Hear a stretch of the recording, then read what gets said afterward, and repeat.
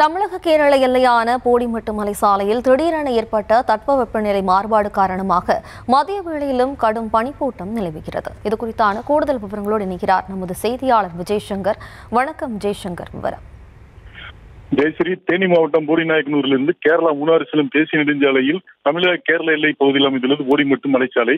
கடல் மட்டத்திலிருந்து சுமார் 4500 அடி உயரமும் 17 கொண்டை ஊசி வளைவுகளும் கொண்ட இந்த மலைச்சாலையில் கேரளா மூணாறு செல்லும் சுற்றுலா வாகனங்களும் தமிழகத்திலிருந்து நாள்தோறும் கேரளாவில் தேயிலை தோட்டம் மற்றும் ஏலத்தோட்டத்து பணியாளர்களுக்கு சென்றும் ஆயிரக்கணக்கான வாகனங்கள் சென்று வருகின்றது.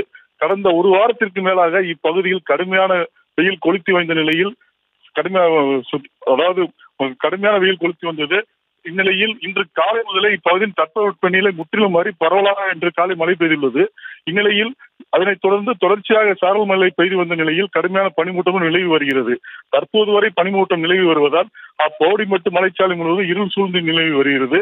இதனால் வாகன ஓட்டிகள் கேரளாவிலிருந்து தமிழகத்திற்கு வரும் வாகனங்கள் மற்றும் தமிழகத்திலிருந்து கேரளாவுக்கு செல்லும் வாகனங்கள் முகப்பு விளக்குகளை எரிய விட்டு ஒளிப்பான்களை பயன்படுத்தி செல்ல வேண்டிய சூழ்நிலை உள்ளது. தமிழக கேரள எல்லை பகுதியில் போடிமெட்டு மலைச்சாலையில் எதிரே வரும் வாகனங்கள் கூட கண்ணுக்கு தெரியாத வகையில் கடுமையான பனிமூட்டம் உள்ளதால் வாகன ஓட்டிகள் பெரும் அவதிக்கு உள்ளாகி வருகின்றனர். இன்று ஞாயிறு விடுமுறை காரணமாக கேரளாவிலிருந்து தமிழகத்திற்கு செல்லும் வாகனங்கள் ஏராளமான வாகனங்கள் வந்து செல்லும் சூழ்நிலை உள்ளதால் 17 கொண்டை ஊசி வலையில் அடங்கிய ஆபத்தான மலைச்சாலையில் முகப்பு விளக்குகளை எரிய விட்டு வாகனங்களில் ஒளிப்பான்களை பயன்படுத்த வேண்டும் என்று குரங்கணி காவல்துறையினர் எச்சரிக்கை விடுத்து வருகின்றனர். ஜெயஸ்ரீ, விவரங்களுக்கு நன்றி விஜய்சங்கர்.